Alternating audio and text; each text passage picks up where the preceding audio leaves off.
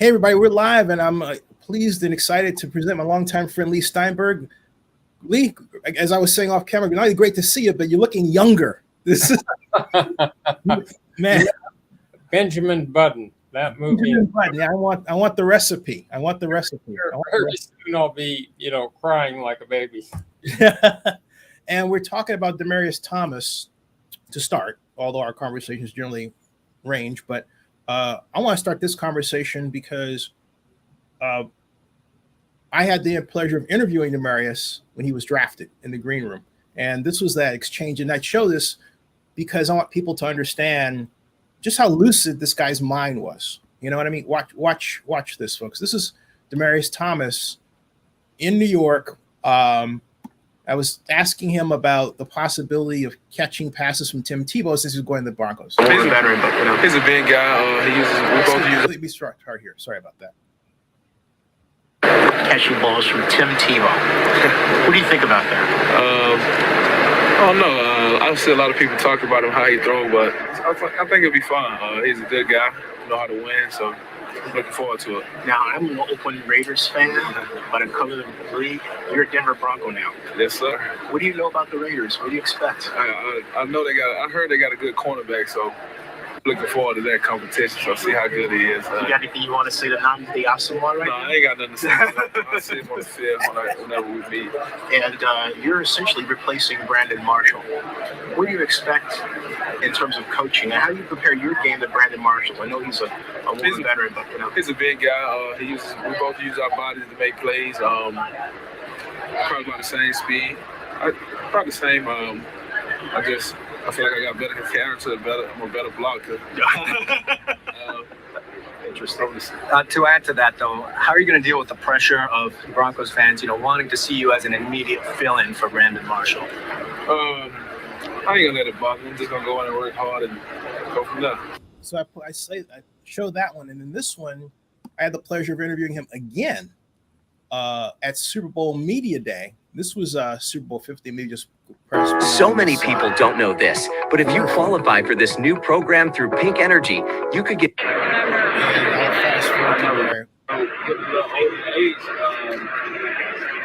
It's still playing. It's still go out and play for a game.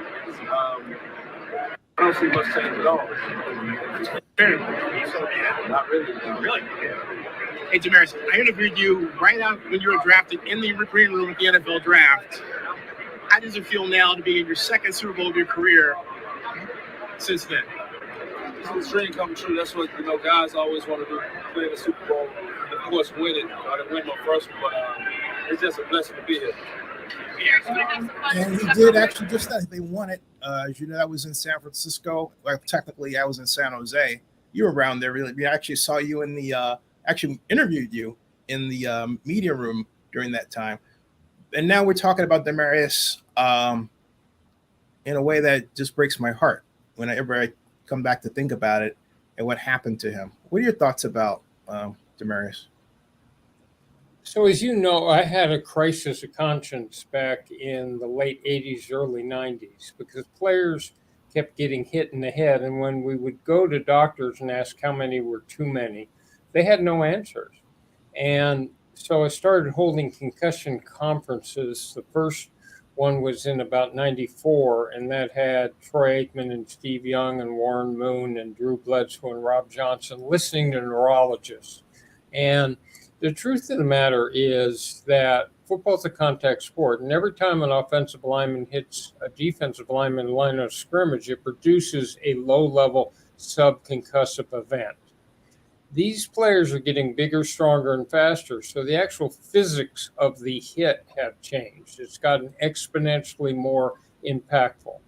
And so what you're seeing is evidence, and eventually we had a conference where people like Bennett Amalu said that 3 or more is the magic number. And after that, it triggers an exponentially higher rate of Alzheimer's, Parkinson's, premature senility, chronic traumatic encephalopathy, and depression. So what we're seeing now is players that are not showing the symptoms in their 60s or 70s. They're showing them right now. And the truth is that it's really important for players to chart their concussion, to understand how much they're being hit. And there really hasn't been a solution. For the first time, I've been exposed to a couple treatments that can actually rehabilitate the brain. But it's just a tragedy to see someone like Demaryius Thomas at such a young age evidencing all these problems. But clearly, it's why I've called concussion a ticking time bomb and an undiagnosed health epidemic, because uh, you're going to see more and more of this, and more players at a younger age. This should be someone in the prime of life, not someone whose brain is impacted. But the problem is players are in denial, and they believe that they'll play forever, live forever. So you have athletic denial and young people's denial together. So you've got like denial cubed, and they grow up in Pop Warner and Little League thinking that everybody plays injured, everybody has to accept that pain. So when they're getting hit, there's not only the concussive blows where the player's knocked out, Zenny, there's the subconcussive hits that aggregate much more slowly and don't get treated or diagnosed that can add up to the same thing. So it's a tragedy. I want to know on that note what you thought of the researcher, Dr. Ben Amarlu. I tried to get on my show earlier this year, and in the research, I discovered that the NFL sort of replaced him, and he was the star of the movie Concussion. But it seemed like they did a lot of work to bring in I forgot her name. She's at Boston University as the researcher. And McGrew McGaw. Yes. And I wonder what you thought about how the NFL handled that entire affair. Well, I think the NFL, the biggest problem I have with it over this last 48 years is the way they dealt with concussion. Because first of all, they had the reports showing that there was long-term damage, but when you'd ask them, they'd say, no, there's no long-term consequence. You ask them if one in close temporal proximity that occurs quickly after another, if that was worse than two independent ones, they said, no. But it's true. And the reality is they didn't handle themselves really well and be protective of the players. The whole concept was one of denial. I think the concussion protocol is a positive, but and we're treating it more seriously now. But so much research can be done into how do we actually heal the brain? Can we prophylactically protect it? And then are there ways, for example, of taking hitting out of training camp and hitting out of regular season practices? So you only hit in the game. They've done that in the Ivy League and other places. That would cut 40% of concussions out right there. If I recall, Bill Walsh was a proponent of that, wasn't he? Yes. And then there are a couple, I'm not a doctor, I don't claim to, I can't make medical claims, but there's a process called RTMS, which is magnets against the brain, which fire powers the brain and brings it back. And I've seen concussed people come back with that. There's another thing, and that's Jason Kiefer. There's Tommy Shavers, is a fellow doctor down in Lake Nona with a group called Nestri near Orlando. And they do brain training. The whole concept is neuroplasticity. Can the brain come back? And they've done some amazing work too. So I think we're on the cusp of actually being able to take this brain damage and heal some of it. But it requires more funding, more consciousness, and nothing's been done on the helmet front that essentially makes much difference. Ray Lewis and a very talented doctor have something that focuses on the little bone right below your ear and stabilizes it. So, Yeah, occipital lobe, I think that is in that area, right here. yeah, thank you, Dr. Abraham. I wonder what you thanks. I wonder what you thought. You know where I got that from was Dr. McCoy in Star Trek, but I wonder what you thought of on that note. I recall a matter of Taysom Hill with the New Orleans Saints when they had him playing, four different positions. And then last year, he was concussed by my calculation 3 times. The first time when he was fill-in quarterback when the Saints made the playoffs, January 6th of 2021. And then again, when he was doing that exchange duty with Jameis Winston, actually came in to fill in a little bit. Actually, would come in and be the runner. And then when he caught a pass over the middle against the Redskins, or excuse me, the Washington football team, now called the Commanders, and was laid flat for at least 4 minutes, and then said that later in his press conference on the 10th of November that there's 45 minutes, not 4, not 10, not 15, but a full 45 minutes of his life he can't remember. So that's a player that ought to seriously, and everyone has the right to live out their dream, but the people who love him would have to start to say maybe he shouldn't play more football. And you certainly shouldn't play in a season where he's had 3 concussions. And if he's had a blackout for 45 minutes, that's serious. And look, we know that players from a game like professional or collegiate football are going to have aches and pains and breakdowns of their joints. And when they reach over to pick up their children, age 40, they may have some pain. It's another thing not to be able to recognize that child. And so this is entirely different than every other football or athletic injury. It's about the seat of consciousness and memory and what it means to be human and a sentient being and not this desk here. So we need totally different standards, and it's all tragic. I had debated for a long time, is it ethical if I think players may be going down the road to dementia to even represent them? Should I be in this business? And talked about it with a lot of people, and they said, well, it's better for you to keep holding these conferences and keep fighting than to just walk away. Why is it that we're so slow on the helmet front? Because I remember a 1979, remember the magazine Pro that came out, the games? Yes. I remember one where, and I tried to keep it for as long as I could, it got dog-eared, but it posited what the uniform of the future would look like in the National Football League. And the image that strikes in my head to this day, no pun intended, is this LA Rams helmet 3 times the size of the standard helmet that was to be the future around this time now. And yet we essentially have the same helmet. Why haven't we gotten to that? So you would think with the technological and engineering firepower that we have in this country, if we're sending the Hubble telescope up, seeing stars from the earliest days of the universe, and we're sending space probes, obviously we ought to be able to solve the physics problem of how to protect the head. The problem is that big helmet you're talking about was used. And while it did protect better against concussion, it created whiplash when the player stopped, so that you've got all sorts of different energy going.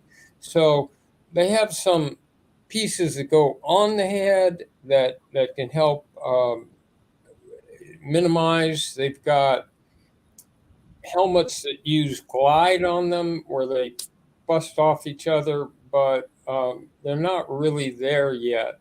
And whether or not a helmet can prevent concussion, we've yet to see.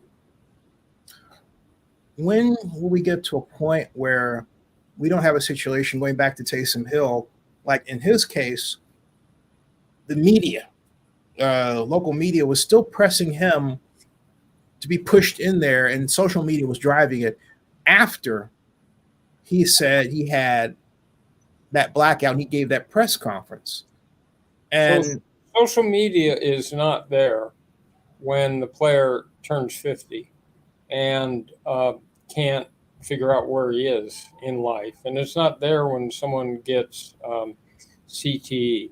The truth of the matter is that eventually, if 50% of the moms and dads in this country understood the connection between football and dementia and told their teenage boys you can play any sport but not tackle football, it wouldn't kill football, but it gradually would turn it into a gladiator sport like UFC or boxing, where people, it's pretty clear that there's damage being occurred, and only those people in real economic challenging circumstances play it. So it turns it into a gladiator sport. Now, this is not something that happens immediately, but if you watch it over time, when you and I were kids, boxing was on television all the time.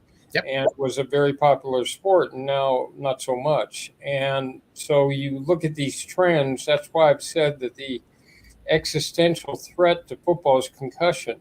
But there are, and we love the game, and we want to see it preserved. But the point is, some of the things we've talked about here, not blocking, tackling with the head, not having hitting during things, there are artificial dummies that you can use to do tackling with that are not people. There are a variety of ways to make it safer. And if we can finally ameliorate at the end the damage to the brain and actually have neuroplasticity, then in a way that restores the brain, then we'll be closer to solution. Do you think that, let me ask us another question. What do you think it's going to take for this snail's pace of change to become a rapid pace of change? You know, Cindy, I used to be asked that, and what I said was that it would take a player dying, and sadly, and when Junior Seau killed himself and shot himself not in the head, which seemed to be on purpose, that focused a lot of energy. But I think part of it is having players who are younger and out of the game be honest and open about what their problems are is the thing that will spur change. I see it all the time. I and observe it all the time in older players. It's not everybody, but getting hit in the head shares neurons and does damage. And one of the things we can do is not have young people play tackle football at such an early age, because the adolescent brain, the younger brain, is still in formation.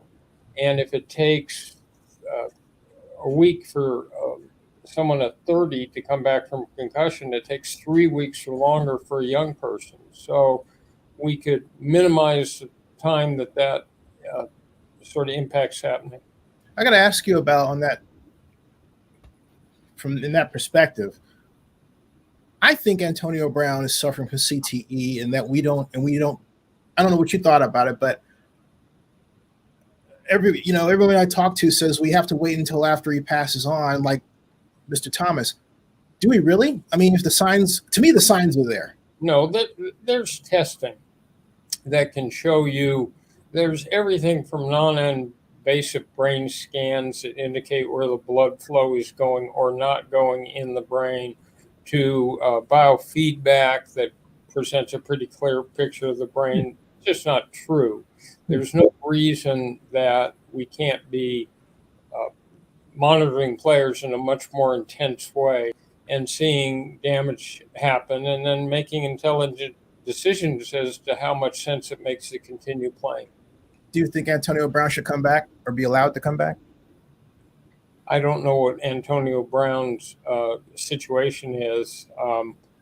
I think the last act he did of walking out during a game sort of crosses a critical line, which is that we know that players act out. We know that players have problems off the field. We know all that.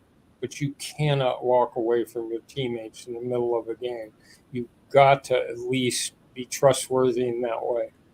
And I want to ask you before we shift gears and move over to Cal, but I want to get in a little question about Deshaun Watson, because early on, and I've gotten to know Tony Busby on a personal level. This is nothing against Tony. He's an excellent class action lawyer. But I believed that 60%, actually 70% of his cases were fake. And what's turning out is that the number of accusers is whittled down to now 4. I discovered, to make a long story short, that there was an organization called Rich Legacy Studios that had made 3 videos for Antonio, for three videos for Deshaun Watson. Now, Toy Gardner, the named plaintiff on the last lawsuit to be filed by Tony, worked for Rich Legacy Studios. Yet I'm the only person in the entire media sphere to discover what is right there plainly in the nose of our faces on the internet. Leigh, what's going on? It looks like a shakedown, because I called Rich Legacy Studios twice. Never got a call back from the guy. They made his birthday video in 2019.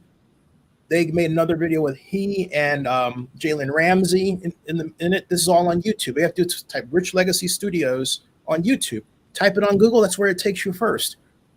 This is where Toy said she worked. What is going on? Is this? It looks like a shakedown to me. Have you ever seen places, conditions where your players were the victims of shakedowns that looked like this? And how did you handle it? Well, first of all, the real problem is when you have a he said, she said, nobody really knows what happened except the people who were in that room.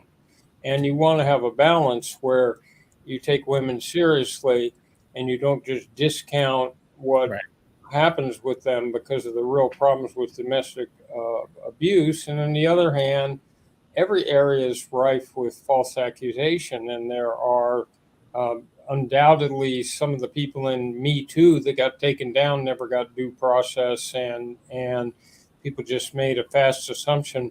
But we don't know what the facts are. The NFL is really in tough in this situation because they're under a microscope. And if you recall, the biggest issue I ever saw hit pro football off the field was the Ray Rice and the domestic violence and things that happened like that. And so they are under extraordinary pressure to investigate this. Now, they talked to 11 women, so they have their own adjudication process there. The fact that he settled 20 cases is both good and bad. The good thing is they're not there. The bad thing is he settled. And both you and I know that there are times where people find it expeditious to settle a lawsuit, even though the underlying facts aren't true, to just be able to go on with their life. So I don't know. My guess is that he's going to get disciplined pretty hard here. And the fact is, before they have a new fact judge that has never been in this before. It's an outside person, don't really have a track record, but my guess is he gets suspended for most or all of next season. There's a type of allow 6 games to 10, and the reason it's whittling down is, for example, when Tony wrote his latest lawsuit, he mentioned that Ms. Garner was a massage therapist student. I contacted the Texas Department of Licensing, and I said, I found her LinkedIn. Her LinkedIn doesn't mention anything about her being a massage therapist. The person, this is all on oaklandnewsnowblog.com. You can read it. It's one of the featured posts. The person who's their media information contact wrote to me an email in black and white for the record, okay, that it's not unusual for a person to not state what they really do in their LinkedIn. She said, I do it all the time. And then on top of that, I had to file a FOIA Act, the Freedom of Information Act request, just to find out what school Toy Garner was had gotten her her massage therapy license from, which lasts into perpetuity. So we have two worlds. We have the one world that Tony presents where she's the massage therapist student, but you can't really see that immediately. It doesn't even show up easily on their own database because of the way it's designed technologically. And then you have the other one that says she's a flight attendant with United, but then also worked for Rich Legacy Studios, which had Deshaun Watson as a client. Okay. And I found 3 different instances of accusers that claimed that they were in the entertainment business like that. They were representing athletes. This is a new thing, apparently. So my point is, to me, I'm just saying this for me, Leigh, it looks like an elaborate shakedown because there's no evidence anywhere. So you would know more. All I know is that Deshaun has Rusty Hardin as an attorney. Yes. The same guy who got Robert Durst, who admitted chopping up people, not guilty verdict. I think he's well represented. Yeah. It's tragic if someone who really is innocent is falsely accused. It's also tragic if a woman who really was abused is not believed. Right. And so somehow they're going to have to figure this out, but they've got high-powered people investigating the situation, and hopefully the truth comes out. Now let's turn to Cal. Our sturdy Golden Bears. What the heck is going on? First of all, my question, because I haven't had a chance to talk to George Filikoff about this, the Pac-12 commissioner, where we are now in terms of the number. But my question is, does this mean that we don't have Cal UCLA anymore as a game, or Cal USC? What does it mean? Yes. Wow. Because that's unbelievable. I hear the Regents are pissed off about this. So assume that you'd have 3 or 4 early season games, and a college can schedule them with anybody. That's where Alabama gets these cupcake games where they win like 100-0. And then you go into the conference season. Well, the conference season now for UCLA and SC starting in 2024, this doesn't happen for a year or two, ends up, no, they're not playing Cal and Stanford and Washington State anymore. They're playing Ohio State and Michigan State and Penn State and Rutgers. That's their regular season schedule. So you can eliminate all of that. The motivation behind this is that the Big Ten has a much bigger TV contract than the Pac-12 does. And so it's roughly $35 million more in revenue to be part of the Big Ten than the Pac-12. Wow. The second thing that happens is our games on the West Coast can start on a Saturday night at 7:30. That means it's 10:30 in the East Coast. And to watch that whole game, you'd have to stay up till 1:30, 2 o'clock in the morning. That doesn't happen, which means that... Unless you're me. Right. But a dedicated alum or a great football fan. But the point is, for most people, including a lot of press, they never see much in the way of Pac-12 football or basketball.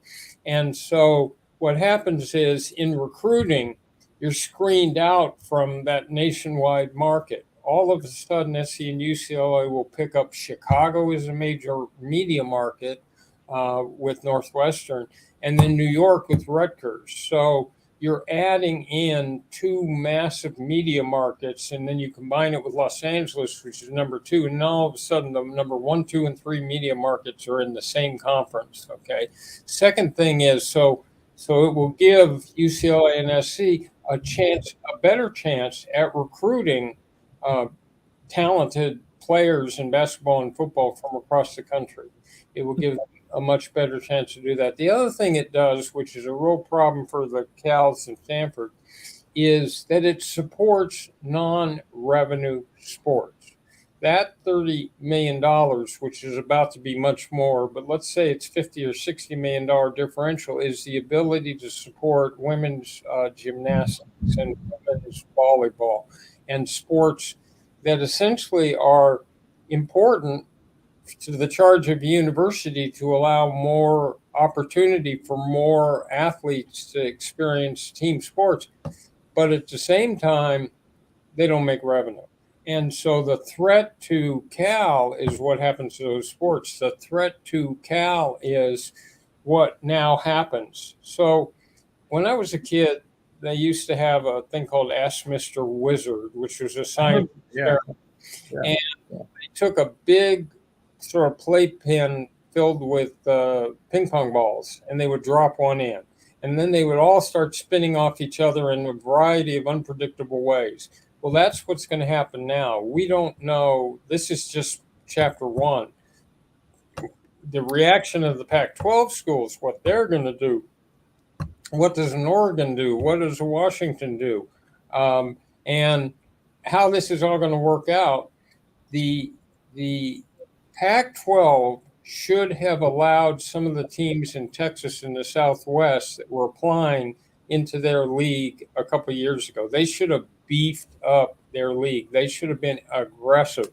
Where the Big Ten, was adding Penn State and Rutgers, the Pac-12 needed to do the same thing. Some of the markets that are remaining are pretty good markets. Phoenix is about the 5th largest city in the country now.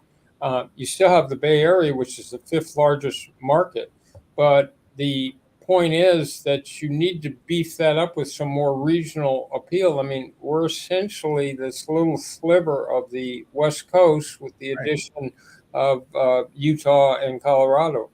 And they needed to see the threat coming and to react quicker and to beef up their capacity to do a big TV contract and the rest.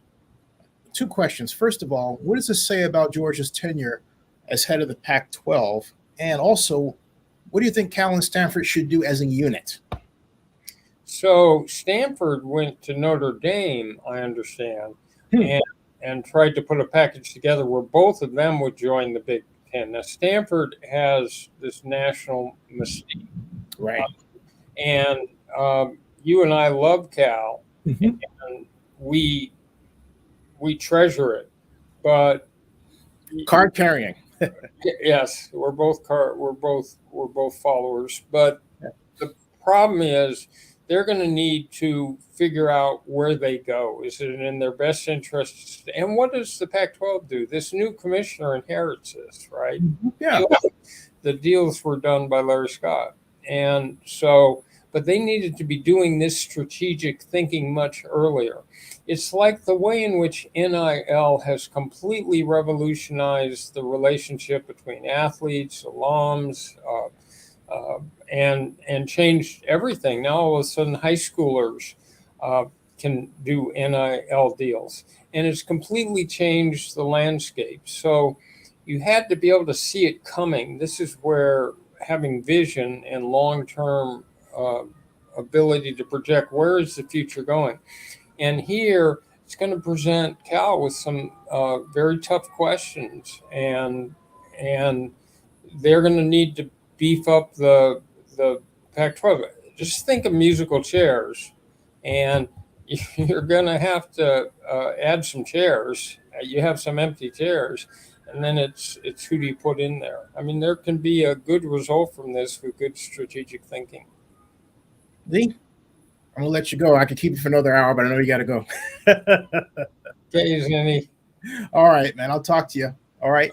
Hey, folks, subscribe to Zenny62. Bookmark OaklandNewsNow.com. I'm gonna take this man's talk and divide it in different topics. So there'll be more Cal part, Demaryius Thomas part, Deshaun part. We have a lot of fun with. Hey, is that Baby Yoda behind you? It is.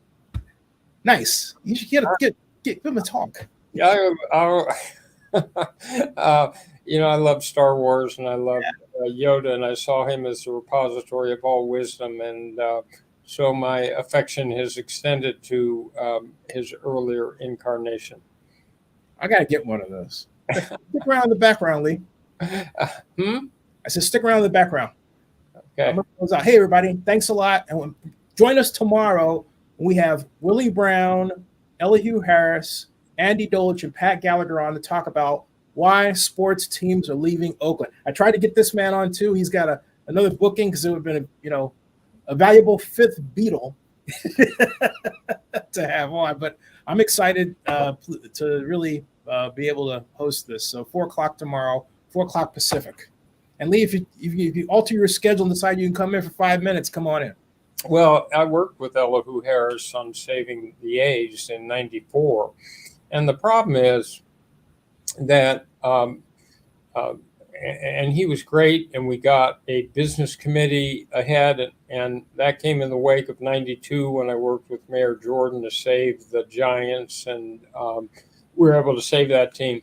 And the A's were about to move, and maybe to Sacramento at that time.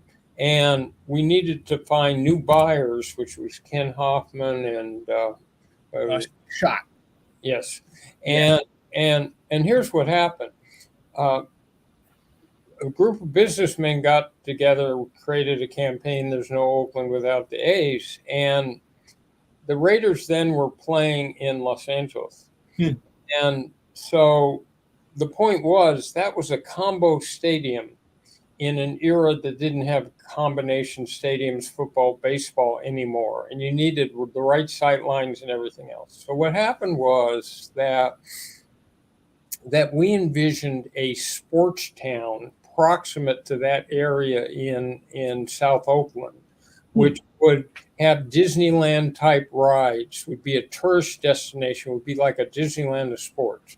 And it would have VR rides, it would have West Coast Hall of Fame, it would have hotels, it would have retail, it would be a center for economic revitalization, because that area where the stadium is cold and dank and foggy and everything else. And so they couldn't draw during the weeknights, just the weekends. Well, to spend all that money on a stadium, that $5 billion for SoFi on a stadium where you play 10 home games. So anyway, the design was to give them a baseball stadium with the Raiders in LA. And what happened was the Raiders came back. And when the Raiders came back, football supplanted baseball as the number one thing. And I felt bad for those owners because all of a sudden they had a non-functional football park and a non-functional baseball park, one very good for much.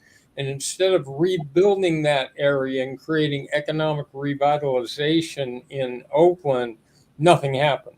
Right. And so all of a sudden it's devolved to the situation we're now in. But it took Mayor Jordan calling me up and saying, what do I do? They've signed a sales agreement with Tampa Bay and they're going. And it took our effort with a whole bunch of people, including Larry Baer, to make sure that didn't happen. And the same thing in Oakland. So you've got to have civic leadership.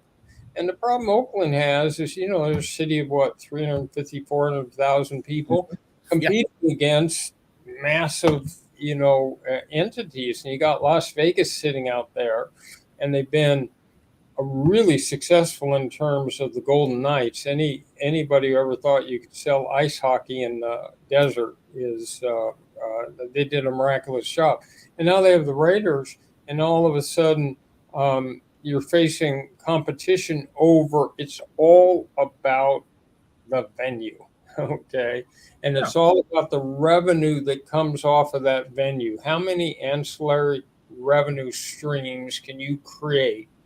Naming rights, luxury boxes, premium seating, internet entertainment, signage.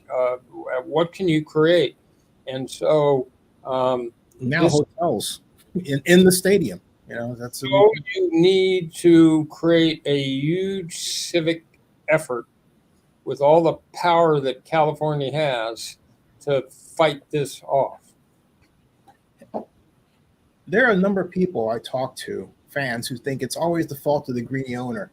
But my counter to them now, particularly after drilling down and experiencing this myself and then looking around the country, is that the real fault, if you want to call it that, is of the aggressive economic development organization within a government. It doesn't matter if it's, for example, Italy, or you talk to Frank Jordan, but Frank approached you because he wanted to do something. But the point is he wanted to do something, right? Even if it means saving. So if you follow that history that I gave you, in '94 we bring back Steve Schott and Ken Hoffman, and we promise them that they're going to have a baseball type stadium, and instead the Raiders come back, and you have a dysfunctional situation in relation to other markets. You don't have a baseball or football stadium, you have a hybrid. And you have that dark, vacant area of Oakland sitting down there between the airport, and the rest of it. And it's challenging. So the point is that we didn't come through as a city and a group on promises made to Steve Schott and Ken Hoffman. And you could see this coming like miles away, that they were going to have a problem holding any of the teams there unless they created a new economic development to keep the Warriors, to keep the A's, and keep the Raiders. And it was a hard burden on Oakland, because they're a city where we're going to spend money on the stadium. No, but you could have it privately financed, like's happened other places, if there was an economic incentive for a builder, like what has happened with SoFi Park, where we have California redevelopment law and the son of it now. We can use tax increment financing. Now the trouble is that Oakland hasn't used it. So the point is, you've got to have a mayor who understands the prestige building nature and the economic stimulus that having pro teams has. That doesn't mean you give away, tax dollars and you turn away from schools and police and everything, but the economics exists now where private people come in and build it, give them an incentive to build housing, to build retail proximate to that area, and all of a sudden it'll get done. Last word, Leigh. Thanks a lot. Hey, stick around in the background, folks. Stick around in the background, Leigh. And folks, thank you very, very much for joining us. That ends this broadcast.